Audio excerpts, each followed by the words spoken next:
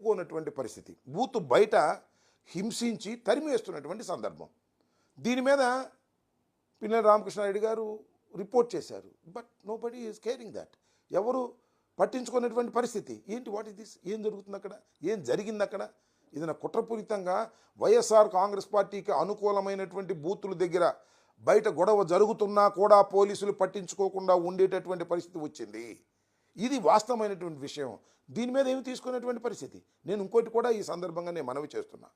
చాలా నియోజకవర్గాల్లో booth capturing జరిగాయి. నా కాన్స్టిట్యున్సీలో కూడా బూత్ క్యాప్చరింగ్ జరిగి తెలుగుదేశం వాళ్ళు ఓట్లు వేసుకున్నారు. ఆ వెబ్ క్యామ్లు ఓపెన్ చేయండి అంటే ఓపెన్ చేసినటువంటి సందర్భం లేదు.